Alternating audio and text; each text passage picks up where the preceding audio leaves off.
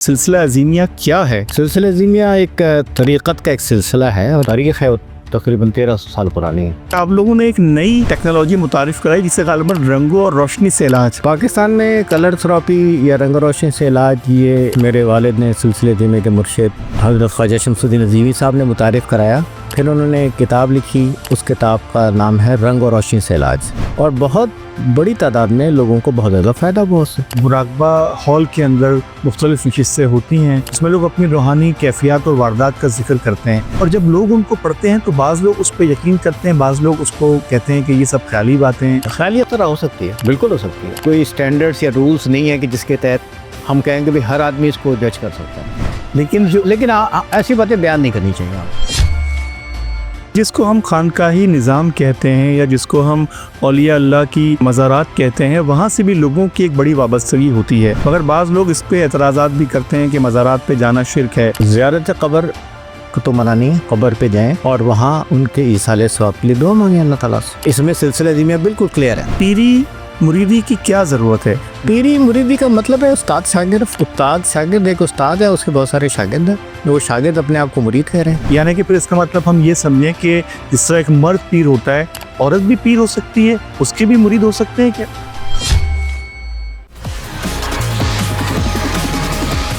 بسم اللہ الرحمن الرحیم، السلام علیکم۔ پوڈ کاسٹ ایٹ 5 کے ساتھ آپ کا میزبان طلحہ انور حاضر خدمت ہے۔ انسان کی زندگی جب ختم ہو جاتی ہے تو وہ ایک ایسی دنیا میں چلا جاتا ہے کہ جہاں پر اس کا ایک نئے سفر کا آغاز ہوتا ہے۔ اس نئے سفر کو آغاز سے پہلے ہی انسان تیاری کر کے جائے تو یقینی طور پہ کامیابی حاصل کرتا ہے۔ اس دنیا کو روحانی دنیا کہا جاتا ہے۔ اس روحانی دنیا کے اندر موجود تصوف اور اس کے اندر موجود دشوار راستے ایک طویل داستان ہے۔ اس موضوع پہ بات کرنے کے لیے ہم نے آج اپنے اسٹوڈیو کے اندر مدعو کیا ہے سلسلہ عظیمیہ کے سربراہ محترم جناب ڈاکٹر وقار یوسف عظیمی صاحب۔ آئیے ان سے بات چیت کا آغاز کرتے ہیں۔ السلام علیکم سر۔ وعلیکم السلام۔ خیریت سے ہیں؟ اللہ کا شکر، آپ کی دعا۔ وقار بھائی، سلسلہ عظیمیہ کے آپ سربراہ ہیں، اور سلسلہ عظیمیہ کیا ہے؟ روحانیت اور اس کے موضوع پہ آج ہم چاہیں گے آپ کچھ اظہار خیال فرمائیں۔ جی، سلسلہ عظیمیہ ایک طریقت کا ایک سلسلہ ہے، اور اس جو طریقت کے سلاسل ہیں ہماری، ان کی جو تاریخ ہے وہ تقریباً 1300 سال پرانی ہے۔ تو ایک کنٹینیوٹی ہے سلاسل کی، اس میں مختلف ایک ہر دور میں کچھ سلاسل قائم ہوتے رہے۔ اسی کنٹینیوٹی میں ہمارے بزرگ حضرت محمد عظیم برقیہ نے سلسلہ عظیمیہ قائم فرمایا 1960 میں، اور ان کا نام محمد عظیم برقیہ ہے رحمۃ اللہ علیہ۔ اسی نسبت سے ہم اپنے آپ کو عظیمی لکھتے ہیں۔ تو یہ تصوف کا سلسلہ ہے، طریقت کا ایک سلسلہ ہے، اور اس سلسلے کا جو نصب العین ہے یا جو موٹو ہے وہ تقریباً وہی ہے جو سبھی سلاسل کا ہے، کہ اللہ تعالیٰ کی معرفت، اللہ تعالیٰ کی قربت۔ نبی کریم علیہ الصلوۃ والسلام کی، حضرت محمد رسول اللہ صلی اللہ علیہ وسلم کی نسبت اور سنت مبارکہ پر زیادہ سے زیادہ عمل کی کوشش ہے۔ اچھا وقار بھائی، عمومی طور پہ لوگوں کے ذہنوں میں سوال یہ ہوتا ہے کہ جب شریعت موجود ہے تو پھر طریقت کی کیا ضرورت ہے، اور اکثر لوگ یہ بھی اعتراض کرتے ہیں کہ تصوف کا ذکر رسول اکرم صلی اللہ علیہ وآلہ وسلم اور صحابہ کرام کے دور میں کہا تھا، تو اس حوالے سے کچھ آپ بیان فرمائیں۔ بالکل ٹھیک ہے۔ دیکھیں، ایک ہے کہ عبادت کرنی ہے، عبادت کا طریقہ ہے۔ آپ نے صلات کا وقت ہو گیا ہے، روزہ ہے، صوم ہے، زکوٰۃ ادا کرنی ہے، اور حج کرنا ہے، اور دیگر کئی کام ہیں۔ ان کے طریقے ایک ہے، مقرر ہے، وقت مقرر ہے۔ مثال طور پہ فجر کا وقت اتنے بجے شروع ہوگا، اتنے بجے ختم ہوگا۔ روزہ اس وقت شروع ہوگا، اس وقت افطار ہوگا۔ روزے میں یہ کام کرنے ہیں، صلات اس طرح قائم کرنی ہے، صلات قائم کرنے اس میں یہ پڑھنا ہے، رکوع سجود اس طرح کرنے ہیں۔ تو یہ ہیں طریقے، اور یہ طریقے ہمیں، ان طریقوں کی شرح کی گئی یا ان طریقوں کو کیسے ٹھیک طرح ادا کیا جائے، یہ ہمیں بتایا گیا فقہ کے ذریعے۔ اس کے لیے فقہی مکاتب وجود میں آئے، جیسے ہمارے معروف فقہی 4 اماموں کا 4 اماموں کا ذکر ہے. امام ابو حنیفہ، امام مالک، امام حنبل، امام شافعی. جی ہم ان کو ہمارے یہی کہا جاتا ہے نا کہ ہم ان کو فالو کرتے ہیں. تو ان کو ہم یہ جو فقہ ہے انہوں نے بتایا کہ فلاں حکم شرعی پہ اس طرح عمل کرنا ہے. اب یہ جو عمل ہے نا اس کا ایک مقصد ہے، ہر عمل کا ایک مقصد ہے. صلاۃ کا مقصد یہ ہے کہ اللہ تعالیٰ کی حضوری کا احساس، مومن کو عبادت میں مرتبہ احسان حاصل ہوتا ہے. نبی کریم علیہ الصلوۃ والسلام نے فرمایا. اور مرتبہ احسان یہ ہے کہ جب تو عبادت کر تو اس طرح کہ تو اللہ کو دیکھ رہا ہے. یا اگر یہ کیفیت نہیں بنتی تو اس کے لیے رہنمائی فرمائی گئی کہ پھر یہ ہم محسوس کریں کہ اللہ ہمیں دیکھ رہا ہے، اور اللہ تو ہمیں دیکھ ہی رہا ہے ہر وقت. میں پوری کائنات سیکنڈ کے ایک فریکشن کے لیے بھی اگر اللہ کی رحمت سے ڈسکنیکٹ ہو جائے تو وہ کائنات ریزہ ریزہ ہو جائے گی. تو اللہ نے تو ہمیں ہر لمحے ہر آن سنبھالا ہوا ہے. اب وہ جو مرتبہ احسان ہے وہ کیسے وہ کیسے انسان اپنی وہ کیفیت کیسے بنائے، عبادات کے مقاصد کیسے ہوں، یہ تصوف گائیڈ کرتا ہے. تو یہ بات ٹھیک ہے کہ حضور علیہ الصلوۃ والسلام کے مکی اور مدنی دور میں اور پھر صحابہ کے دور میں تصوف ان معنوں میں موجود نہیں تھا، لیکن وہ اپنی عملی شکل میں تو تھا نا، اس اصطلاح کے ساتھ موجود نہیں تھا. اس زمانے فقہ بھی موجود نہیں تھے، وہ بھی سب بعد میں وجود میں آئے، پہلے تو نہیں ہوتے تھے. جیسے جیسے انسان کی ضرورت، امت کی ضرورت پیش آتی رہی تفہیم کے لیے، اس وقت پھر مختلف ادارے وجود میں آئے. اس طرح تصوف کا ادارہ بھی بعد میں وجود میں آیا، لیکن تصوف اپنی عملی شکل میں تو بہرحال موجود تھا. یعنی مسلمان جانتے تھے کہ انہوں نے عبادت کس مقصد کے لیے کرنی ہے. یہ بات بالکل صحیح ہے. اگر یہ کہا جائے کہ بھئی تصوف کے نام سے موجود نہیں تھا، ٹھیک ہے، یہ بات صحیح ہے. اچھا، جس کو ہم خانقاہی نظام کہتے ہیں یا جس کو ہم اولیاء اللہ کی مزارات کہتے ہیں، وہاں سے بھی لوگوں کی ایک بڑی وابستگی ہوتی ہے اور لوگ اکثر مزارات پہ جا کے بھی کسب فیض کرتے ہیں. مگر بعض لوگ اس پہ اعتراضات بھی کرتے ہیں کہ مزارات پہ جانا شرک ہے اور بزرگان دین سے ماننا جو ہے، ان سے اپنی حاجت طلب کرنا نامناسب طرز عمل ہے. اس حوالے سے کچھ بات کا اظہار خیال فرمائیں. دیکھیے، زیارت قبر تو منع نہیں ہے.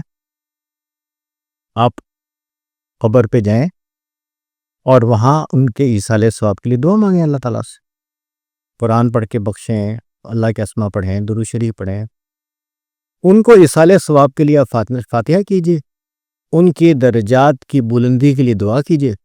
تو اس میں کوئی غیر شرعی عمل نہیں ہے. اگر آپ کسی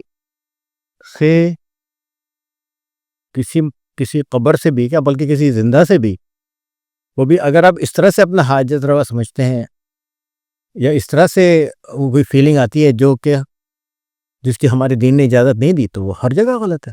وہ کسی زندہ کے ساتھ بھی غلط ہے، وہ کسی قبر کے ساتھ بھی غلط ہے. جو چیزیں غلط ہیں وہ غلط ہیں. اگر چند لوگ کر رہے ہیں تو ان کو پھر سمجھانا چاہیے، اگر ان کی انڈرسٹینڈنگ ہے. تو جب آپ دعا کریں گے تو دعا صرف اللہ کے لیے ہے. جب آپ عبادت کریں گے تو عبادت صرف اللہ کے لیے، دعا صرف اللہ سے مانگنی ہے. یہ اس میں سلسلہ ضمیہ بالکل کلیئر ہے. انسانوں کے کام آتا ہے. دنیا دارالاسباب ہے، لوگ ایک دوسرے کے اوپر ڈپینڈنٹ ہیں. تو یہ دنیا کا نظام اس لیے ایسا ہے کہ اللہ نے ایسا بنایا ہے. آپ کو صبح سے لے کے شام تک بے شمار لوگوں کی ضرورت پڑتی ہے. آپ صبح اٹھتے ہیں، اپنے دن بھر کے کاموں کا آغاز کرتے ہیں. فرض کرو کہ آپ صبح اٹھ کے ہاتھ منہ دھوتے ہیں، ٹوتھ پیسٹ کرتے ہیں، ٹوتھ برش کرتے ہیں. وہ برش کسی نے بنایا ہے، وہ ٹوتھ پیسٹ کسی نے بنایا ہے، وہ صابن کسی نے بنایا ہے. ہر چیز آپ جا کے کھانا پکانے کے، ناشتہ بنانے کے لیے گیس کا چولہا آن کرتے ہیں تو ایک پورا سسٹم ہے جس نے آپ کے گھر تک گیس پہنچائی ہے. تو ہم ایک دوسرے پر ڈپینڈنٹ ہیں، اور یہ اس لیے ڈپینڈنٹ ہے کہ نظام ایسا ہے، اللہ کا بنایا ہوا نظام ایسا ہے. دنیا دارالاسباب ہے، یہاں پہ ہمیں ایک سبب کو سامنے رکھ کے کرنا ہوگا. مگر حاجت روا ساری کائنات کے ہر ہر ہر امر کا مالک اللہ ہے، ہر چیز کا خالق اللہ ہے، اور اللہ کا کوئی شریک نہیں ہے۔ اللہ واحد ہے، لا شریک ہے۔ اللہ کی صفات میں کسی کو شریک کیا جائے تو یہ بالکل شرک ہے، چاہے وہ کسی قبر پہ جا کے کیا جائے یا کسی انسان کو ہی بنا لیا جائے۔ تو ہم انسان کو بھی کبھی ہم نے بہت سارے زمینی خدا بھی تو بنائے ہوئے ہیں، اور ہمارے والد تو یہ لکھتے تھے کہ دولت پرستی بھی شرک ہے، بہت ساری شخصیت پرستی بھی شرک ہے۔ ہم شرک کو ہم ایک قبر پہ کیے جانے والے کچھ کاموں تک ہی کیوں محدود کریں؟ اللہ کی بندگی کا تقاضا یہ ہے کہ انسان بہت سارے معاملات پہ خالصتاً اللہ کے ساتھ اپنا تعلق بنائے۔ اچھا وقار بھائی، آپ لوگوں کے سلسلہ ازیمیہ میں جو لوگ وابستہ ہیں ان سے جب بھی ملاقات کا اتفاق ہوتا ہے یا آپ کی کتب پڑھنے کا اتفاق ہوتا ہے تو یہ بات سمجھ میں آتی ہے کہ آپ لوگوں نے ایک نئی ٹیکنالوجی متعارف کرائی جسے غالباً رنگوں اور روشنی سے علاج۔ یہ شاید پاکستان کے اندر متعارف کردہ واحد چیز تھی جو لوگوں کو پہلی دفعہ جب سماج سے گزری تو لوگوں کو ایک اچنبھے کی بات لگی، بالکل، مگر بہت سے لوگ ہم کو ایسے بھی ملے جو اس سے بڑے فیضیاب بھی ہوئے۔ بہت یہ کیا سلسلہ ہے؟ یہ کہاں سے یہ آپ لے کے آئیں؟ پاکستان میں کلر تھراپی یا رنگ روشنی سے علاج یہ میرے والد نے سلسلے ازیمیہ کے مرشد حضرت محمد عظیم برخیا کے شاگرد حضرت خواجہ شمس الدین عظیمی صاحب نے متعارف کرایا، سمجھ لیجیے لیٹ سکسٹیز میں اور ارلی 70s میں۔ پھر انہوں نے ایک کتاب لکھی قلندر بابا اولیاء کی رہنمائی میں، اس کتاب کا نام ہے رنگ اور روشنی سے علاج، اور اس کا پھر انہوں نے پریکٹس میں بھی لائے، اس جو لکھا تھیوری کی اس کو پریکٹس میں بھی لائے، اپنے مطلب میں مریضوں کو تجویز کیا، اور بہت بڑی تعداد میں لوگوں کو بہت زیادہ فائدہ ہوا اس سے، کئی چیزوں میں فائدہ ہوا۔ مثال طور پہ stress, tension, depression, blood pressure, ہاضمے کی خرابیاں، نیند نہ آنا یا نیند کی خرابی، کئی ریپروڈکٹیو امراض، تو اس کا بہت بڑا ایک ماشاءاللہ ایک بہت بڑا حلقہ ہے جس نے اس طریقہ علاج سے استفادہ کیا اور اس کو بہت مفید پایا اپنے لیے۔ پھر اس پہ ایک اور کتاب میرے والد نے لکھی، اس کا نام ہے کلر تھراپی۔ پہلے کتاب لکھی رنگ و روشنی سے علاج، پھر ایک اور کتاب لکھی کلر تھراپی۔ پھر ہمارے سلسلے کی ایک بہن ہے ڈاکٹر سمینہ عامر، لاہور میں، وہ فزکس میں ماسٹرز کیا انہوں نے، تو پھر انہوں نے فزکس میں ہی کلر تھراپی پہ پی ایچ ڈی کیا، تو یہ ماشاءاللہ کلر تھراپی پہ پی ایچ ڈی بھی ہو چکی ہے، اور اس سے بہت لوگوں کو فائدہ ہوا ہے۔ یہ کوئی ایسا نہیں ہے کہ ہم نے یہ بتایا ہے یا میرے والد نے فرسٹ ٹائم یہ بتائی ہے، یہ جو ایک کمپلیمنٹری، اس کو میڈیسن کا سمجھ لیں، یہ کمپلیمنٹری وے آف ٹریٹمنٹ سمجھ لیں، یہ صدیوں پرانا ہے پاکستان میں، اور اردو زبان میں سے میرے والد صاحب نے متعارف کروایا۔ صحیح۔ اچھا، عمومی طور پہ وقار بھائی یہ جو سلسلہ طریقت ہے یا جو پیری مریدی ہے، جو آستانی نظام ہے، اس کے اندر ایک خاص بود و باش، ایک خرقہ، ایک لباس، ایک انداز گفتگو دکھائی دیتا ہے، مگر آپ لوگوں کے سلسلے میں ہم دیکھتے ہیں کہ نہ وہ خرقہ ہے، نہ وہ پگڑی ہے، نہ وہ رنگین لباس ہیں، تو یہ کیسی پیری مریدی ہے؟ اس میں اتنا ڈفرینس کیوں ہے؟ مطلب آپ خود سلسلہ ازیمیہ کے سربراہ بھی ہیں اور آپ کے والد بھی کچھ ایسے ہی سادگی سے زندگی بسر کیا کرتے تھے، تو یہ لوگ سوچتے ہیں کہ آپ کا وہ انداز کیوں نہیں ہے؟ دیکھیں، تصوف کا، طریقت کے سلاسل کا جو مخاطب ہے نا، وہ انسان کا انر ہے۔ ہمیں جو مرشد کی یا سلسلہ طریقت کی یا اس درسگاہ کی جو پہلی کوشش ہوتی ہے وہ انسان کے باطنی سدھار کی ہوتی ہے۔ میری فکر ٹھیک ہونی چاہیے، میری سوچ ٹھیک ہونی چاہیے، میرا اللہ پر ڈپینڈنسی میں اضافہ ہونا چاہیے، نبی کریم علیہ الصلوۃ والسلام کے ساتھ میرا قلبی اور روحانی تعلق، اس میں متواتر اضافہ ہوتے رہنا چاہیے، میں اللہ کے نشانیوں میں غور و فکر کرنے والا بنوں، اللہ تعالیٰ کے اسماء، جو اللہ تعالیٰ کی صفات کا ایک سمبل ہے، میں اس کو سمجھنے والا بنوں۔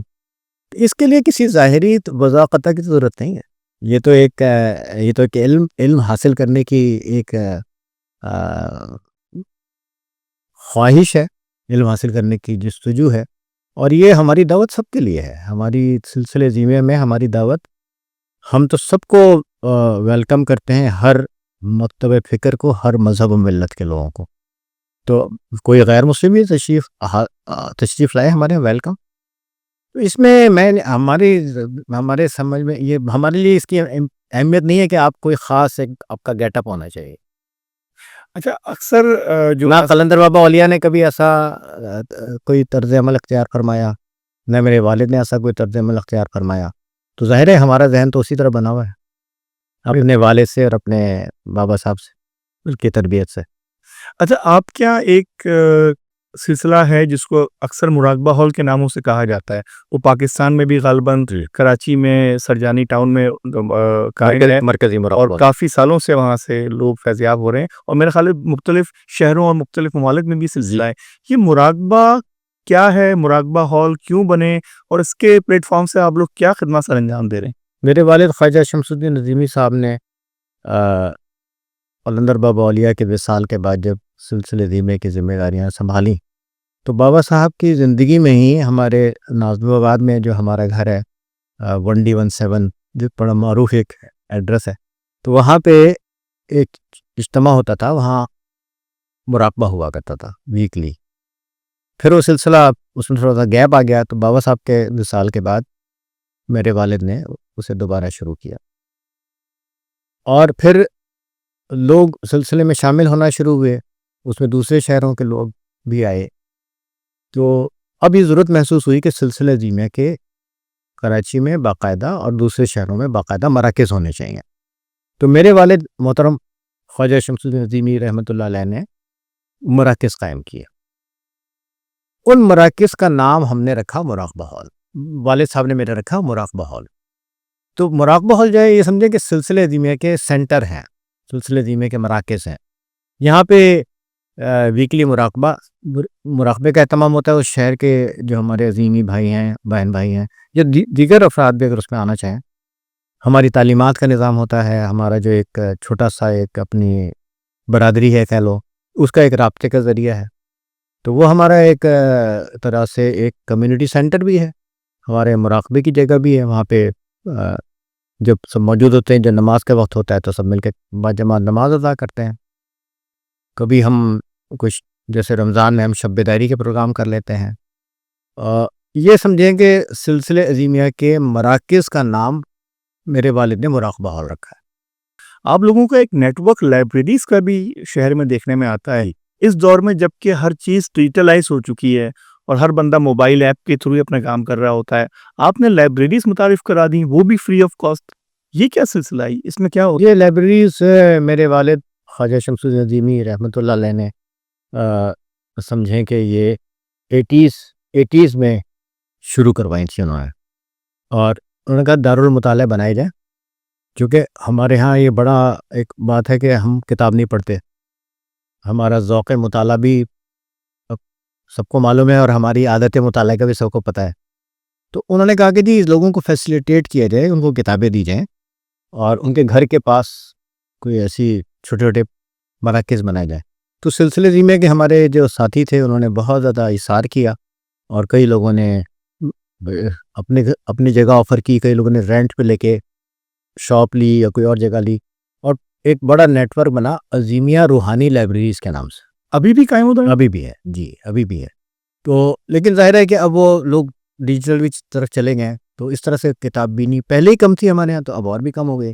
لیکن وہ بہت مفید رہا. وہ اس سے یوتھ کو ایکسیس ہوئی. اچھا، اس میں یہ نہیں تھا کہ صرف ہمارے سلسلے کی کتابیں ہوں گی، بلکہ تصوف کے موضوعات پر دیگر کتابیں بھی تھیں. جیسے مثال طور پہ غلام جیلانی برق صاحب ہیں، ان کی بڑی مشہور کتابیں ہیں. اس میں سے کتاب بہت مشہور ہے من کی دنیا، وہ بھی ہمارے ہاں ہوتی تھی، اور کئی کتب ہمارے ہاں ہوتی تھیں. تو ایک لوگوں کا آسانی ہوئی، اور اس کی وجہ سے بہت یوتھ میں کتاب پڑھنے کا ایک ذوق اور شوق جو تھا نا، وہ سامنے آیا، جو ادروائز نہیں تھا. تو یہ ایک بڑی خدمت ہے ہمارے والد کی کہ انہوں نے پاکستان کے یوتھ میں عادت مطالعہ کو فروغ دینے کے لیے ایک جو کام کیا، وہ بہت بڑا کام تھا. اللہ تعالیٰ ان کو اس کے بہت درجات عطا فرمائے، بس بہت اجر عطا فرمائے۔ جب ہم روحانیت کی بات کرتے ہیں یا سلاسل طریقت کی بات کرتے ہیں یا ان آستانوں کی بات کرتے ہیں، تو یہاں پہ ہم سنتے ہیں کہ یہ خلافت کیا ہے؟ خلافت کس کو دی جاتی ہے؟ اس کو دینے کی ضرورت پیش کیوں آئی؟ اور دور نبوی میں اس کی کیا مثالیں موجود ہیں ہمارے پاس؟ دیکھیں، خلافت کا مطلب تو یہ ہے نا کہ آپ نے اپنے کوئی نائب بنائے ہیں آپ، اور اس خلافت کا مطلب یہ ہے کنٹینیوٹی۔ ہر مشن کو، ہر ادارے کو، ہر نظریے کو، ہر نظام کو ایک کنٹینیوٹی درکار ہوتی ہے۔ تو اس کا طریقہ یہ ہے کہ بھئی آپ اپنے شاگرد بنائیے یا اپنے ٹرینڈ لوگ بنائیے، اور اس کے بعد آپ اپنے نائبین بنائیے، جو نائبین بعد میں اس کو لے کے سارے نظریے کو یا اس مشن کو یا اس ادارے کو لے کے آگے چل سکیں۔ تصوف میں اس نیابت کا نام خلافت ہو گیا کہ بھئی خلیفہ بنایا گیا ہے۔ تو ہمارے ہاں اس طرح سے کوئی باقاعدہ کوئی نظام نہیں ہے کہ ہم کہہ جی آپ کو خلافت دی جا رہی ہے۔ حضرت محمد عظیم برخیہ نے ان کے جو شاگرد تھے ان میں بہت ماشاءاللہ بڑے پڑھے لکھے اور روحانی لحاظ سے بہت اعلیٰ لوگ تھے۔ ان کے کچھ شاگرد تھے جن کو بابا صاحب فرماتے تھے کہ یہ میرے زیادہ بڑے شاگرد ہیں، جس میں میرے والد، ایک ہمارے ڈاکٹر شیخ عبدالقادر سیون شریف میں، ایک ہمارے بزرگ تھے بدر الزما صاحب۔ خلافت کا مطلب ہے نائب ہونا، اور پھر اس کا مقصد ہے کنٹینیوٹی۔ تو اس صورت میں، اس حیثیت میں تو ہر ایک کی ضرورت ہے، ہر ادارے کی ضرورت ہے کہ وہ نائب ہوگا۔ تصوف میں اس نائب کو خلیفہ کا نام زیادہ دے دیا گیا، اس کو نائب بھی کہا جا سکتا ہے۔ اچھا، آپ کیا ایک ٹرم اکثر یوز ہوتی ہے جو کہ سننے میں آتی ہے، پڑھنے میں آتی ہے، جو کہ خانوادہ ہے۔ اس خانوادے سے کیا مراد ہے؟ کیا یہ خلافت سے کوئی مختلف چیز ہے یا یہ کوئی نئی اصطلاح آپ لوگوں نے متعارف کرائی ہے؟ اصطلاح تو نئی نہیں ہے، لیکن یہ کہ اصطلاح تو پرانی ہے، مگر یہ کہ اس کا مطلب یہ ہے، ہمارے ہاں اس کا مطلب یہ لیا جاتا ہے کہ کسی استاد کا وہ شاگرد جو اس سے میکسیمم اس کی طرز فکر کو گین یا اٹین کر چکا ہو، اس کے ذہن کو بہت زیادہ اس نے ایکسیپٹ کر لیا ہو، یا اس کی عام زبان میں بات کریں تو اس کی طرز فکر بہت زیادہ اس نے اپنا لی ہو۔ آسان الفاظ میں اگر ہم کہیں تو یہ مطلب ہوتا ہے خانوادے کا، کہ آپ کا ایک شاگرد ہے، آپ کے بہت سارے شاگرد ہیں، آپ اپنے ایک شاگرد کو سمجھتے ہیں کہ اس نے میری بات کو بہت اچھی طرح سمجھ لیا ہے، پھر آپ اسے مختلف ٹیسٹ اس کو چیک بھی کر لیتے ہیں، ڈفرینٹ چیک لسٹ آپ نے بنائی۔ تو آپ نے دیکھا کہ میرے کئی شاگردوں میں یہ جو میرا شاگرد ہے، یہ مسٹر اے جو ہیں، انہوں نے میری بات کو بہت اچھی طرح سمجھ لیا ہے، انہوں نے میرے ذہن کو سمجھ لیا ہے، اور انہوں نے میری طرز فکر کو اڈاپٹ کر لیا ہے۔ تو آپ کہیں گے جی یہ میرا خانوادہ ہے، ہماری ٹرم کے لحاظ سے اگر بات کرو۔ صحیح جی۔ اچھا، جب قرآن موجود ہے، حدیث موجود ہے، اقوال زریں موجود ہیں صحابہ کے، تو پھر پیری مریدی کی کیا ضرورت ہے؟ پیر کا ہونا اور اس کی مریدی اختیار کرنا کیا وقت کی ضرورت ہے، یا یہ شریعت کے تابع عمل ہے، یا یہ ایک نئی اختراع ہے جو کہ ہمارے موجودہ صوفیوں نے یا ہمارے اسلاف نے متعارف کرا دی ہے؟ اس حوالے سے کچھ۔ پیری مریدی کا مطلب ہے استاد شاگرد، ایک استاد ہے، اس کے بہت سارے شاگرد ہیں، وہ شاگرد اپنے آپ کو مرید کہہ رہے ہیں۔ ہمارے ہم تو نہیں کہتے مرید، نہ ہم پیر کہتے ہیں۔ ہمارے ہاں استاد کہا جاتا ہے۔ ہمارے والد نے کئی مرتبہ لکھا ہے کہ اپنی تقریروں میں کہا ہے کہ میں آپ کا روحانی استاد ہوں، آپ میرے شاگرد ہو، اور ہم ایک دوسرے کو بھائی کہہ کے پکارتے ہیں، ہم ایک دوسرے کو دوست کہہ کے پکارتے ہیں۔ پیری مریدی ایک نام آ گیا کہ یہ پیر کا مطلب تو ہے بزرگ۔ اگر آپ لینگویج میں جائیں تو پیر کا مطلب تو ہے بزرگ، ایک بزرگ ہے۔ پیرانہ سالی، آپ کہتے ہیں پیرانہ سالی، بڑی عمر کی، اس کو پیرانہ سالی کہتے ہیں۔ تو اب وہ پیر ایک سمجھو کہ ایک ٹرم بن گئی کہ جی ایک استاد ہوگا، اس کے شاگرد جو ہیں وہ مرید ہیں۔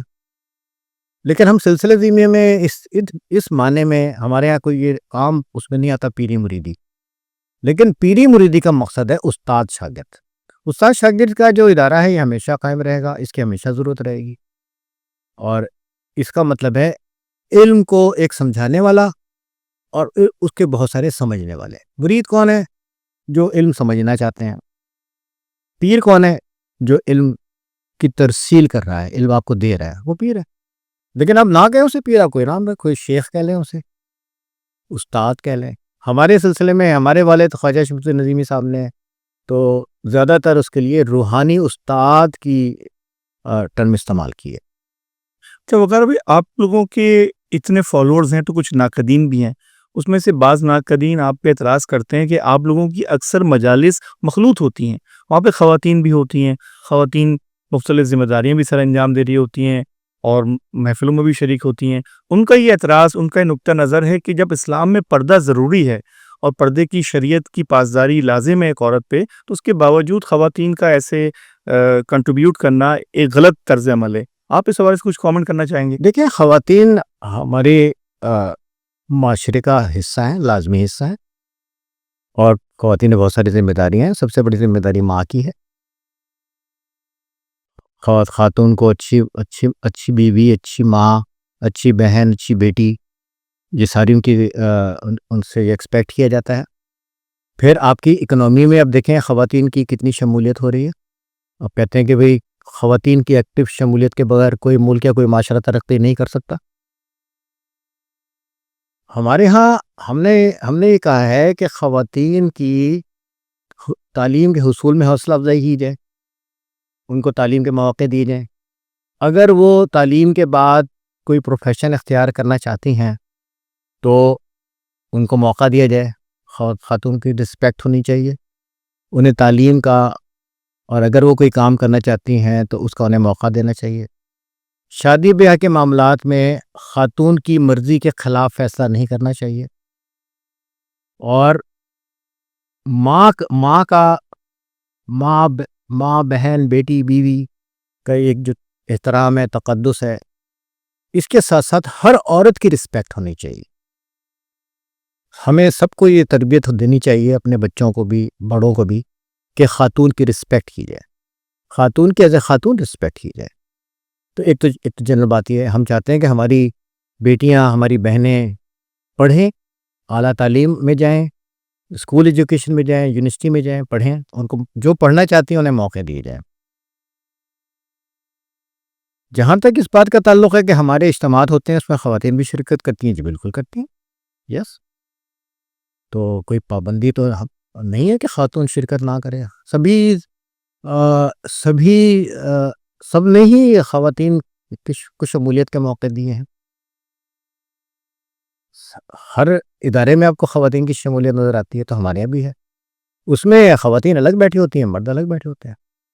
ہماری جو بہنیں ڈریسنگ کرتی ہیں وہ بالکل ایک جو ریکوائرمنٹ ہے اس کے مطابق ہوتی. بھائی دیکھیں نا، جو آپ کے دین نے آپ کو حکم دیا ہے، ہماری پوری کوشش ہے کہ ہماری بہنیں، ہماری بیٹیاں اس حکم کی پابندی کے ساتھ اپنی انفرادی ایکٹیویٹی اور اجتماعی ایکٹیویٹی اس حکم کی پابندی کے ساتھ سر انجام دیں. تو اس کا پورا خیال ہے. وقار بھائی، آپ لوگوں کے پلیٹ فارم سے ایک مطبوعات اور ایک کتب بینی کا بھی سلسلہ ہے. بے شمار آپ کی کتابوں کا اجرا کئی سالوں سے جاری ہے، جس میں سر فہرست روحانی ڈائجسٹ ہے، کلندر شعور نام کا بھی ایک ڈائجسٹ ہے، اور آپ لوگوں نے مختلف موضوعات کو کچھ کتابیں بھی پبلش کی ہیں. ان حوالے سے کچھ ہمارے ناظرین کو بتائیے. سب سے پہلے کتاب جو میرے والد صاحب نے لکھی، خواجہ شمس الدین نظیمی صاحب نے، اس کا نام ہے رنگ اور روشنی سے علاج. اس کے بعد پھر ایک کتاب انہوں نے لکھی روحانی علاج، اور پھر ایک کتاب لکھی روحانی نماز. اس کے بعد پھر یہ سلسلہ چل پڑا. پھر جب روحانی ڈائجسٹ کا اجرا ہوا دسمبر 1978 میں، تو اس میں میرے والد اداریہ لکھتے تھے آواز دوست کے نام سے. اس میں چھوٹے چھوٹے آرٹیکل ہوتے تھے. جب وہ بہت سارے آرٹیکل جمع ہو گئے تو میرے والد نے پھر یہ کیا کہ ان آرٹیکل کے مجموعے شائع کرنے شروع کیے. اس میں مختلف نام سے مجموعے چھپے. اس کا نام ہے آواز دوست، کشکول، صدائے جرس، قلندر شعور، توجیحات، ڈفرینٹ ان کے نام ہیں. ساتھ ساتھ پھر میرے والد نے کتاب لکھی مراقبے پہ کتاب لکھی. ایک کتاب لکھی کلر تھراپی. اس کے بعد پھر یہ حضرت خواجہ شمس الدین عظیمی رحمۃ اللہ علیہ کا علمی سفر جو ہے بڑھتا گیا. پھر بہاؤالدین زکریا یونیورسٹی سے آپ کی کتاب شائع ہوئی، اس کا نام ہے احسان التصوف. اس کے بعد بہاؤالدین زکریا یونیورسٹی سے ایک اور کتاب شائع ہوئی، اس کا نام ہے باران رحمت. تو یہ سلسلہ چلتا رہا. پھر ڈفرینٹ مقامات پہ بابا جی نے خطاب فرمایا. تو اس میں ہمارے ملتان کے مراقبہ ہال نے اس کا مجموعہ چھاپا، ہمارے بھائی قمر طارق نے. اس کا نام ہے خطبات ملتان. اس طرح سے یہ ایک کتابی شکل میں چیزیں سامنے آتی گئیں، اور اللہ کا شکر ہے کہ بہت بڑا ایک ایسٹ بن گیا، علمی ایسٹ. ساتھ ساتھ میرے والد نے چھوٹے چھوٹے پمفلٹ بھی لکھے، ان کی تعداد بھی بہت زیادہ ہے. وہ ہم نے مرکزی مراقبہ ہال کے زیر اہتمام شائع کیے. وقار بھائی، ایک کتاب کا ذکر اگر اس موقع پہ نہ کیا جائے تو میں سمجھتا ہوں بڑی زیادتی ہوگی، جو کہ لوح و قلم ہے جی، اور جو کہ قلندر بابا اولیاء رحمۃ اللہ علیہ کی ذاتی تصنیف ہے. اس حوالے سے کچھ بتائیں. بہت بڑی کتاب ہے لوح و قلم، بہت ہی بڑی کتاب ہے. اور جب لوح و قلم پڑھیں تو بہت حیرت ہوتی ہے کہ یہ کتاب حضرت محمد عظیم برخیہ نے، قلندر بابا اولیاء نے یہ کتاب میرے والد کو املا کروائی ہے. یعنی اس کا طریقہ یہ ہوتا تھا کہ بابا صاحب ارشاد فرماتے تھے، اور ابا اور میرے اور ان کے سلسلے کے تھے میرے، بعد میں میرے خالو بنے سید احمد جمال، وہ لکھ لیا کرتے تھے. تو اس کتاب کو لکھتے وقت یہ نہیں کہ فلاں کتاب اٹھا لاؤ، اس میں سے یہ چیز دیکھ لو، فلاں کتاب سے یہ ریفرنس لے آؤ. جیسے ہم سب کرتے ہیں نا کہ بھئی ہم کچھ لکھتے ہیں تو ہم کتنے ریفرنسز لیتے ہیں، اور کتنی ہم کتابیں اپنے پاس رکھتے ہیں. تو یہ کتاب بابا صاحب پہ ایسا لگ رہا تھا جیسے کوئی آمد ہو رہی ہے. جو میں نے سنا ہے میرے سامنے، تو میں تو شاید میری پیدائش سے پہلے کی بات ہوگی یا میری بالکل بچپنے کی بات ہے، میری جیسا کہ میں نے سنا ہے بابا صاحب اس کو املا کرواتے تھے. اور اس میں جو کائناتی حقائق بیان کیے گئے ہیں، جس طرح سے اللہ تعالیٰ کی مرضی کو، مشیت کو سمجھنے کی یا سمجھانے کی کوشش کی گئی ہے، وہ بہت ہی میں سمجھتا ہوں کہ انسانوں کی جو علم حاصل کرنے کے شوقین لوگ ہیں، خاص طور پر اس فیلڈ کے، ان کی بہت بڑی خدمت. یہ ایک بہت بڑا علمی اثاثہ ہے کتاب لوح و قلم. اور بڑی حیرت ہوتی ہے کہ یہ فی البدی لکھوائی گئی ہے، کئی نشستوں میں فورس، لیکن یہ فی البدی لکھوائی گئی کتاب ہے. میں تو یہ کہوں گا کہ اس کتاب کو تصوف سے دلچسپی رکھنے والے ہر طالب علم کو اس کتاب کا مطالعہ کرنا چاہیے. بعد میں میرے والد خواجہ شمس الدین عظیمی صاحب نے اس کتاب کی شرح بیان فرمائی، اس کا نام ہے شرح لوح و قلم. اس کے بعد پھر میں نے تھوڑی سی اور کوشش کی، اب ہم اس کو چھاپ رہے ہیں، توضیحات شرح لوح و قلم. زیر تصنیف ہے؟ یہ روحانی ڈائجسٹ میں چھپ رہی ہے قسط وار. اچھا. توضیحات شرح لوح و قلم. تو ہم اس کو زیادہ سے زیادہ سمجھنا چاہ رہے ہیں اس کتاب کو. اور سچ بات ہے کہ یہ علم کی ایک بہت بڑی خدمت ہے، اور طالب علم کی بہت بڑی خدمت ہے کتاب لوح و قلم. اور یہ قلندر بابا اولیاء کا کہنا چاہیے کہ علمی ایک بہت بڑا احسان ہے ہم سب پر. آپ کے سلسلے کے جو بانی ہیں ان کا نام ہے محمد عظیم برخیہ، مگر وہ قلندر بابا اولیاء کے نام سے جانے جاتے ہیں. یہ قلندر کا لفظ کیا ہے؟ ہم نے تو یہی سنا ہے کہ دنیا میں 2.5 قلندر ہیں، حضرت بو علی شاہ قلندر، حضرت لال شہباز قلندر اور رابعہ بصری، کہ انہیں خاتون ہونے کے ناطے آدھی قلندر کہا جاتا ہے. تو یہ باقی قلندر کیسے قلندر ہیں؟ پلیز ذرا اظہار خیال فرمائیں. پہلی بات تو یہ بتائیے کہ اگر کوئی خاتون بہت پڑھی لکھی ہوں اور انہوں نے پی ایچ ڈی کیا ہو تو کیا آپ انہیں آدھا پی ایچ ڈی کہتے ہیں؟ اگر کسی نے فرض کرو کہ ایف سی پی ایس کیا ہے تو آپ اسے آدھی کنسلٹنٹ کہتے ہیں؟ بھئی ایک جو مرتبہ ہوتا ہے وہ تو مرتبہ ہوتا ہے، جو ایک منصب ہوتا ہے تو منصب ہوتا ہے. یہ پتہ نہیں ہمارے یہاں سے کہاں سے یہ باتیں شروع ہوئی ہیں، اس کی ڈھونڈنا پڑے گا کہ یہ کہاں سے آ گئیں، اور یہ کس فورم نے طے کیا کہ دنیا میں صرف 2 قلندر ہیں، کس فورم پہ طے ہوا؟ کچھ روایات ہوتی ہیں جو چل پڑتی ہیں، تو ہمارے یہاں یہ روایت چل پڑی۔ کئی بزرگ ہیں جن کے نام کے آگے قلندر ان کا لقب لکھا ہوا ہے، تو یہ ایک لقب ہے اور ایک طرح سے ایک رسپیکٹ کا اظہار ہے اور ایک لقب ہے۔ باقی یہ کہ 2 قلندر ہیں، 2.5 قلندر ہیں، یہ روایات ہیں جو سینہ بسینہ چل پڑی سو چل پڑی، اور ہم اسے جب ایک چیز بہت پرانی ہو جاتی ہے نا، پھر لوگ اسے پہلے جو نسل بات کرتی ہے نا وہ ایک بات ہوتی ہے، جب دوسری نسل وہ بات کرتی ہے تو وہ مثال طور پہ آپ کوئی بات کر رہے ہیں تو آپ کے بچے سن رہے ہیں تو وہ کہیں گے جی ہمارے بابا نے یہ فرمایا، بابا یہ کہتے ہیں۔ آپ کے بچے جب وہ بات کہیں گے تو وہ ان کی روایت بن جائے گی، اور تیسری نسل میں جب وہ بات آئے گی تو وہ ان کا عقیدہ بن جائے گی۔ اس طرح سے کچھ ہمارے ذہن میں چیزیں اثر انداز ہوتی ہیں، تو یہ بات ہمارے ایک طریقے سے ہمارے یقین میں شامل ہو گئی، یا ہم نے اس کو ایک مسلمہ سمجھ لیا کہ روایات ہیں، ان کو روایات کی حد تک ہی دیکھنا چاہیے۔ تو قلندر بابا اولیاء حضرت محمد عظیم برقیہ کا لقب ہے، اور بھی کئی بزرگ ہیں جن کے آگے قلندر کا لقب بولا جاتا ہے۔ وقار بھائی، اگر آپ کی بات کو درست بھی مان لیا جائے کہ خواتین کی جو حیثیت ہے یا جو ان کا جو مقام ہے وہ بالکل برابر ہے مرد کے، تو پھر ہم اس قرآنی حکم کا کیا کریں؟ اس میں عورت کی گواہی کو عادی کہا گیا ہے، جی تو کیا یہ اس سے متصادم نظر نہیں آتی یہ بات آپ کو؟ دیکھیں، کسی مقام پہ یہ کہا گیا ہے کہ ایک مرد اور 2 عورتیں گواہ کر لو، یہ مالی معاملات میں کہا گیا ہے، وہ گواہی کی بات ہو رہی ہے، لیکن اس سے یہ تو نہیں کہا گیا کہ زندگی کے ہر شعبے میں اس کا مقام آدھا شمار ہوگا۔ یہ تو کہیں نہیں کہا گیا ہمارے یہاں کہ زندگی کے ہر شعبے میں اس کا مقام آدھا ہوگا۔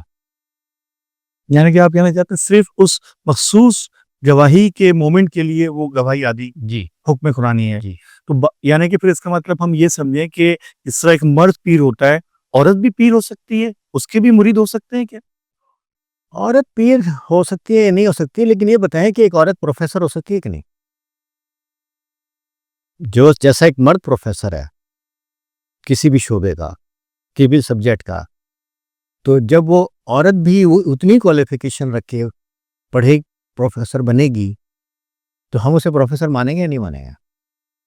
لیکن اگر یہ کہا جائے کہ فلاں موقع پہ ان لوگوں کا ووٹ اتنا ہے، اب دوسروں کا ووٹ اتنا ہے، آپ کا ووٹ 1 مانا جائے گا، دوسرے کے ووٹ 2 مانے جائیں گے، ٹھیک ہے، تو وہ اس موقع کے لیے کہا گیا ہے نا۔ دور حاضر میں جبکہ دنیا جدت کی طرف جا رہی ہے، لوگ اعتراض کرتے ہیں کہ روحانیت ایک آسان زندگی ہے، رہبہ نشینی، لوگوں کا جنگلوں میں چلے جانا، رہبانیت کی طرف رجحان ہونا اور آسان طرز زندگی کو اپنانا روحانیت ہے۔ کیا آپ اس بات کی تائید کرنا چاہیں گے یا اس کی کلیریفیکیشن بہت کرنا ساری چاہیں جو گے؟ چیزیں پھیلی ہوئی ہیں اس میں اس کا بھی شمار ہے۔ ہمارے سلسلے میں تو اس پہ بہت زور دیا گیا ہے کہ اپنی معاشرتی قدروں کا، مذہبی قدروں کا آپ نے بہت احترام کرنا ہے، آپ نے ایک ذمہ دار والد بننا ہے، ذمہ دار شوہر بننا ہے، ذمہ دار بیٹا بننا ہے، معاش کے حصول کے لیے پوری کوشش کرنی ہے، نتیجہ اللہ پر چھوڑ دینا ہے، اور ایک ہے حقوق اللہ اور ایک ہے حقوق العباد۔ تو حقوق العباد میں آپ نے پوری کوشش کرنی ہے، حقوق اللہ میں آپ نے پوری کوشش کرنی ہے۔ تو جو شخص حقوق العباد میں بھرپور کوشش کر رہا ہوگا اور اسے اس لیے کر رہا ہوگا کہ اسے اللہ کے آگے جواب دینا ہے کہ میری کسی کی حق تلفی نہ ہو، اس لیے کر رہا ہے، تو وہ جنگل میں جا کے کیسے رہے گا؟ جنگل میں جا کے رہنے والی باتیں ہیں، تو ایک تو یہ چلی آ رہی باتیں ہیں، اگر کوئی ایسا کرتا ہے تو اسکیپ ہے۔ ہمارا تو کوئی تقاضا ایسا کسی سے نہیں ہے کہ تمہارے اگر سلسلے میں آنا ہے تو تم دنیا داری چھوڑ دو، جو گھریلو فرائض چھوڑ دو، ہرگز بھی نہیں، ہرگز نہیں۔ آپ دنیا کے سارے فرائض ادا کرتے ہوئے، اپنے گھر کے سارے فرائض ادا کرتے ہوئے، نہ صرف اپنے گھر کے بلکہ اپنے معاشرے کے بھی سارے فرائض ادا کرتے ہوئے آپ روحانی سفر میں آگے بڑھیے۔ اس میں اگر آپ سے کہا جائے کہ بھئی آپ 1 ہفتے کے لیے آئسولیشن میں چلے جاؤ، فرض کرو 1 ہفتے کے لیے آپ کوئی ذکر 1 ہفتے کے لیے الگ رہ کے کر لو، تو یہ ٹریننگ پروگرام ہے، ایک کورس ہے۔ یہ بہت سارے ادارے اپنے لوگوں کو ٹریننگ پہ بھیجتے ہیں، اس وقت دفتر سے ان کی چھٹی ہوئی ہوتی ہے، لیکن یہ کسی کو 1 ہفتے 10 دن 15 دن کے لیے کہنا یہ ایک پرپزلی کام ہوتا ہے، اور ایک اس کی زندگی اس کا لائف اسٹائل یہ ہو جائے کہ وہ آئسولیشن میں چلا جائے، یہ ایک بالکل دوسری بات ہے۔ سلسلہ زیمیہ ہرگز اس کی تائید نہیں کرتا، بلکہ سلسلہ زیمیہ بار بار تاکید کرتا ہے کہ آپ نے اپنے سارے فرائض پہچاننے ہیں اور ان فرائض کو ادا کرنے کے لیے آپ نے خود کو تیار کرنا ہے۔ رسول اکرم صلی اللہ علیہ وآلہ وسلم کی بعثت، ان کا دور نبوی، اور اس کے بعد ان کی رحلت، اس کے بعد صحابہ کرام کا دور، پھر ائمہ کرام کا دور، اس دور تک میں ہم کو کتب، ابدال، کلندر، غوث، ولی یہ الفاظ نہیں ملتے۔ یہ الفاظ ہمارے اس سسٹم میں، جس کو ہم تصوف کہتے ہیں، روحانیت کہتے ہیں، کیا زبردستی داخل کیے گئے یا اصطلاحیں پہلے سے موجود تھیں، یا ان کا اسلام سے کوئی لنک ہی نہیں؟ یہ اصطلاحیں بعد میں آئی، پہلے تو نہیں تھی، یہ اصطلاحات ساری بعد میں آئی۔ اور جب ایک نظام بنا، کوئی نظام بنا، تو وہاں پہ ہر ادارے میں ایسا ہوتا ہے کہ بھئی آپ کچھ لوگوں کی کوئی حفظ مراتب میں کوئی نام ان کے مقرر کرتے ہیں، شیخ الجامعہ، اس کے بعد اور نیچے ڈین، نیچے چیئرمین، نیچے فیکلٹی ممبرز۔ تو اگر آپ یہ پہلے دیکھیں تو شیخ الجامعہ نہیں ہوتے تھے، بعد میں بنے۔ جیسے جیسے ادارے بنتے گئے، وہاں اس بات کا ہوا کہ بھئی کچھ ان کی ذمہ داریوں کا تعین کر دیا جائے۔ جو چیزیں بعد میں ڈیولپ ہوئیں، اس کے سارے جو مظاہر ہیں بات کے ہیں، تو بالکل صحیح بات ہے، یہ سب نام پہلے نہیں تھے۔ سلاسل طریقت میں بزرگوں کی اپنے مرتبے، اپنے ان کے منصب کے لحاظ سے کچھ نام تجویز کیے گئے، اور وہ نام مختلف انداز میں چلے آ رہے ہیں۔ آپ یہ کہہ سکتے ہیں بھئی سلسلے کا ایک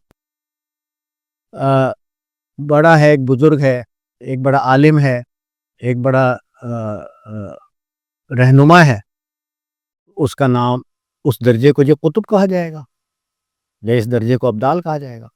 یہ سارے نام بعد کے ہیں، پہلے کے نہیں۔ روحانیت کی جب ہم بات کرتے ہیں تو کہا جاتا ہے کہ اس میں مختلف سلاسل ہیں، جیسے آپ کا سلسلہ زینیہ ہے، نقش بندیہ ہے، مجددیہ ہے، کلندریہ ہے، قادریہ ہے۔ ان سلاسل میں سب سے اولین اور سب سے بڑا سلسلہ کون سا ہے؟ دیکھیں، اولین سلسلہ تو بالکل ہی شروع میں ہے، اور سلسلہ قادریہ کا بہت بڑا کنٹریبیوشن ہے، بہت زیادہ ان کی وسعت ہے۔ اس کے بعد سلسلہ سہروردیہ ہے، سلسلہ چشتیہ ہے، جو ہم اپنے اگر برِ صغیر کے ریفرنس سے بات کریں، سلسلہ نقش بندیہ ہے۔ لیکن میرا خیال ہے کسی سلسلے نے بھی شاید یہ نہیں کہا کہ بھئی ہم بڑے ہیں دوسرے چھوٹے ہیں۔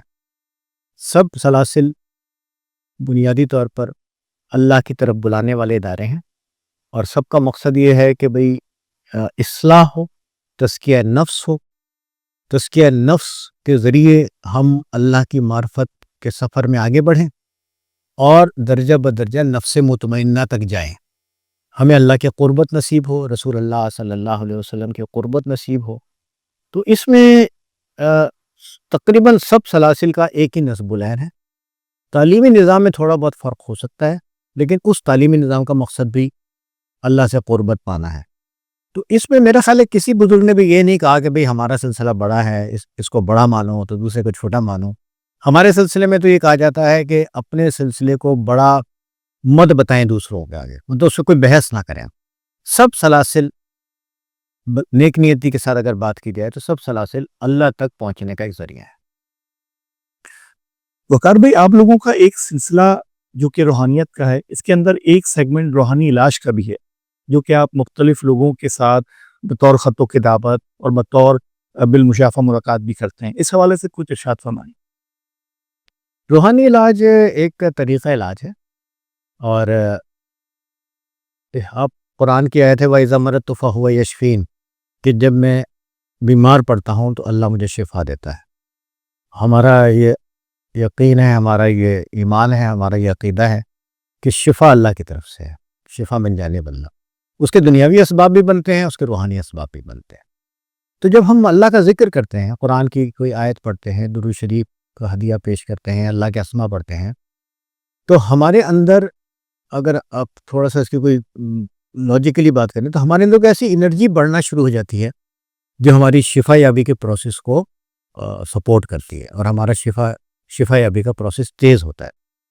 تو دعا انسان کی یقین کو بڑھاتی ہے، دعا شفا کا ذریعہ بنتی ہے۔ اس کے لیے پھر بزرگوں نے مختلف اوراد وظائف تجویز کیے کہ بھئی اس مسئلے میں یہ دعا پڑھ لو، اس مسئلے میں یہ اسم پڑھ لو، اس میں یہ قرآن کی آیت پڑھ لو، اس میں اس طرح سے آپ اتنا درود شریف پڑھ کے یا آیت کریمہ پڑھ کے دم کر لیں یا دعا کر لیں۔ تو یہ بنیادی طور پر انسان کے یقین کو بڑھاوا دینے والا عمل ہے، اور اللہ پر انسان کا یقین اس عمل سے بڑھتا ہے، تو اس سے پھر شفا بھی ملتی ہے۔ اور اگر کوئی مسئلے مسائل میں بندہ گرفتار ہے تو اسے ایک بھروسہ، ایک ساتھ کا احساس، اللہ کی رحمت میرے ساتھ ہے، اللہ کی مدد میرے ساتھ ہے، اس کا احساس ہوتا ہے۔ تو جب ایک بندہ پریشانیوں میں گھرا ہوا ہو تو اس وقت پہلی ضرورت یہ ہوتی ہے کہ اسے مایوسی سے بچایا جائے اور اس کے یقین کو بڑھاوا دیا جائے۔ تو دعا میرے یقین کو بڑھاوا دیتی ہے، تو اس لحاظ سے روحانی علاج کی بڑی اہمیت ہے، اور اس سے لاکھوں لوگوں کو فائدہ ہوا ہے، لاکھوں لوگوں نے اس سے استفادہ کیا ہے۔ اور بعض اوقات ہم اللہ تعالیٰ سے دعا کرتے ہیں، کوئی ایک سچویشن ہوتی ہے، ہم اللہ تعالیٰ سے دعا کرتے ہیں، پتہ نہیں کہاں سے مدد آ جاتی جو میرے وہم و گمان میں بھی نہیں ہوتی۔ تو اس طرح کے واقعات پھر میری یقین میں مزید اضافہ کرتے ہیں، اور یقین جس کا مضبوط ہے وہ بیماری سے بھی اچھی طرح، اس بیماری کا بھی اچھی طرح سامنا کر سکتا ہے، اور مشکل اور نامساعد حالات میں بھی اس کے حواس مجتمع رہتے ہیں، وہ انٹیکٹ رہتا ہے۔ اس لحاظ سے روحانی علاج کو اس طرح سے دیکھنا چاہیے کہ یہ یقین رکھنے والوں کے لیے ایک کوئی بہت بڑی طاقت اور شفا کے پروسیس کو بڑھاوے کا ایک پروسیس، شفا کے پروسیس کو بڑھانے کا ایک ذریعہ بنتا ہے۔ وقار بھائی، آپ کی جو مراقبہ ہال کے اندر مختلف نشستیں ہوتی ہیں، ان نشستوں کا اکثر احوال آپ کے ڈائجسٹ اور آپ کی کتب میں بھی آتا ہے، جس میں لوگ اپنی روحانی کیفیات اور واردات کا ذکر کرتے ہیں۔ اس کے اندر وہ مختلف کیفیات جو کہ ان کے ساتھ روحانی طور پہ وارد ہوتی ہیں، اور جب لوگ ان کو پڑھتے ہیں تو بعض لوگ اس پہ یقین کرتے ہیں، بعض لوگ اس کو کہتے ہیں کہ یہ سب خیالی باتیں ہیں، کہ روحانی پرواز کے دوران ان کا مختلف جگہوں پہ جانا، سیر کرنا۔ کیا اس بات میں کوئی صداقت ہے، یا یہ محض لوگوں کی خیالی اختراع ہے؟ خیالی اختراع ہو سکتی ہے، بالکل ہو سکتی ہے۔ کسی شخص کے، ایک شخص بیٹھا ہے اور اس کے ذہن میں ایک ریل چلنی شروع ہو گئی، تو ہم نہیں کہہ سکتے کہ یہ واقعی وہ کچھ اس کا مشاہدہ ہو رہا ہے یا اس کی خیالی اختراع ہے۔ لیکن اگر یہ فرض کریں کہ یہ 90% لوگوں کی اختراع ہے یا ان کے اپنے خیالات ہیں، تو ہو سکتا ہے 10% کسی نے کچھ واقعی مشاہدہ کیا ہو۔ تو اس کو کیسے آپ ڈیفرینشیٹ کر سکتے ہیں کہ اصل روحانی واردات کیا ہے اور غیر یقینی، غیر حقیقی روحانی کیفیات کیا ہیں؟ اس کو کوئی صاحب علمی سمجھ سن کے یا پڑھ کے اس کے بارے میں فیصلہ کر سکتا ہے۔ اس کے لیے کوئی سٹینڈرڈز یا رولز نہیں ہے کہ جس کے تحت ہم کہیں گے بھی ہر آدمی اس کو جج کر سکتا ہے۔ لیکن ایسی باتیں بیان نہیں کرنی چاہیے عام طور پر۔ وقار بھائی، آپ لوگوں کا ایک مشہور و معروف پروگرام ہوتا ہے ہر سال، اور عمومی طور پہ ربیع الاول میں آپ منعقد کرتے ہیں، جو کہ میلاد النبی ہوتا ہے، اور ہمیں سننے میں آیا کہ اب کی بار آپ اس کو زیادہ زور و شور اور شان و شوقت سے منعقد کرنے لگیں۔ ذرا ہمارے ناظرین کو بتا دیں کیا پلان ہے اب کی بار؟ سلسلہ عظیمہ کے تحت ہر سال ربیع الاول کے مہینے میں ہمارے سب مراکز میں میلاد النبی کے پروگرام ہوتے ہیں۔ حضرت محمد رسول اللہ صلی اللہ علیہ وسلم کی خدمت اقدس میں ہدیہ صلاۃ و سلام پیش کیا جاتا ہے، ذکر نبی ہوتا ہے، اور یہ میلاد النبی کا پروگرام سلسلہ عظیمہ کی طرف سے حضور نبی کریم علیہ الصلوۃ والسلام کی خدمت میں ایک ہدیہ ہے۔ ہم اس کو اس طرح سے لیتے ہیں اس معاملے۔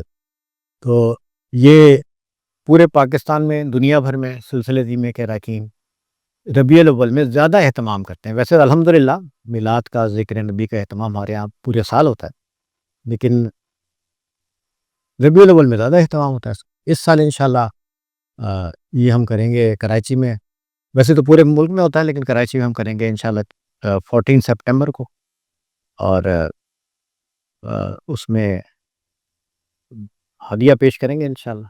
آپ کو بھی دعوت ہے، آپ بھی تشریف لائیے۔ بالکل بالکل۔ وقار بھائی، آپ کا ایک بڑا وقت گزرا اپنے والد کے ساتھ ہی ساتھ آپ کے دادا پیر حضرت قلندر بابا اولیاء رحمۃ اللہ علیہ کے ساتھ. کچھ ان کے حوالے سے ارشاد فرمائیں، وہ وقت کیا تھا، ان کا مزاج کیا تھا، ان کے کیا مشاغل تھے، اور کس طرح شفقت و محبت فرماتے تھے. میرا بچپن اپنے مرشد حضرت محمد عظیم برخیہ قلندر بابا اولیاء کے ساتھ گزرا. بچپن اور نوجوانی ان کی بہت شفقت ملی، ان کی بہت رہنمائی ملی، ان کی بہت تربیت ملی الحمدللہ. ان سے بہت انہوں نے مجھے بہت سکھایا اور بہت کرم فرمایا. اور میری خواہش ہے کہ میں ان کی جو فکر ہے، خاص طور پہ جو ان کی فکر ظاہر ہو رہی ہے کتاب لوح و قلم میں اس کی جو بھی خدمت کر سکوں. میری خواہش ہے کہ مجھے اللہ تعالیٰ موقع دے اور میں وہ خدمت مجھ سے ہو سکے. اور ساتھ ساتھ میرے عظیم المرتبت میرے والد، وہ میں جب اسکول میں پڑھتا تھا تب سے وہ مجھے اپنے ساتھ رکھتے تھے. جب کالم لکھتے تھے روحانی علاج روزنامہ حریت سے شروع ہوا تھا 1960s میں، تو وہ ابا جایا کرتے تھے حریت کے دفتر. تو مجھے بڑا شوق تھا کہ جی میں بھی جاؤں، میں دیکھوں پہ اخبار کے دفتر کیسا ہوتا ہے. تو میں ان سے کہتا تھا جی مجھے بھی لے کے جائیں. میں شاید 5 کلاس میں پڑھتا تھا یا 6 کلاس میں پڑھتا. پھر ایک دن مجھے لے کے گئے اپنے ساتھ، بڑا خوش ہوا جی. انہوں نے کہا کل میں تمہیں لے کے جاؤں گا. تو میں بہت خوش ہوا کہ کل میں ابا کے ساتھ جاؤں گا. پھر ہم گئے دفتر. ساتھ ساتھ زندگی کے مختلف مراحل آتے رہے. میرے والد کی جو سب سے ایک کئی نمایاں باتیں ہیں، ان میں سے ایک نمایاں بات ہے اللہ پر بہت زیادہ یقین. وسائل نہیں ہیں، آگے کچھ نظر نہیں آ رہا کہ ایک روڈ میپ کوئی کلیئر نہیں ہے، لیکن انہوں نے کہا کہ ایک کام کرنا ہے تو اللہ کے بھروسے پہ قدم بڑھا دیا کرتے تھے. وہ اتنا ان کو یقین تھا اللہ پہ. اور یہ دیکھیں جب روحانی ڈائجسٹ کا اجرا ہوا تو بالکل ریسورسز نہیں تھے، اور لیکن ماشاءاللہ انہوں نے ارادہ کیا تو روحانی ڈائجسٹ کتنا بڑا پھر ایک ادارہ بن گیا، کتنا بڑا رسالہ بن گیا تھا. اسی طرح ہم نے مراقبہ ہال شروع کیا. ابا نے پورے پاکستان میں مراقبہ ہال کے نیٹ ورک کے لیے کیسے کیسے وسائل کہاں سے آ گئے، کیسے اللہ کی مدد آئی. تو وہ جو ان کا تھا نا اللہ پر بہت یقین اور قناعت، توکل، اس کی وہ عملی تفسیر تھے میرے والد. اور ہم نے دیکھا کہ بھئی جب اللہ کے بھروسے پہ کوئی شخص کوئی قدم بڑھا دیتا ہے تو پھر کس طرح قدرت کی مدد ان کے ساتھ آتی ہے. تو یہ اس طرح کی آبزرویشن ہوتی ہیں، یہ خود آپ کو بہت آپ کے لیے بہت انسپائریشن کا ذریعہ بنتے ہیں. بڑی انتھک محنت کرنے والے اور بہت شفقت کرنے والے، اپنے اولاد کے ساتھ تو سبھی کرتے ہیں شفقت، لیکن ہمارے جو سلسلے کے لوگ ہیں ہزاروں، تو آپ ہزاروں لوگوں سے مل لیں وہ کہیں گے جی ابا سب سے زیادہ پیار مجھے کرتے. تو یہ کتنی بڑی ایک اللہ تعالیٰ کی دین ہے کہ اللہ تعالیٰ کسی بندے کو ایسا خزانہ عطا کر دے کہ وہ اس خزانے کو یہ محبت کا خزانہ.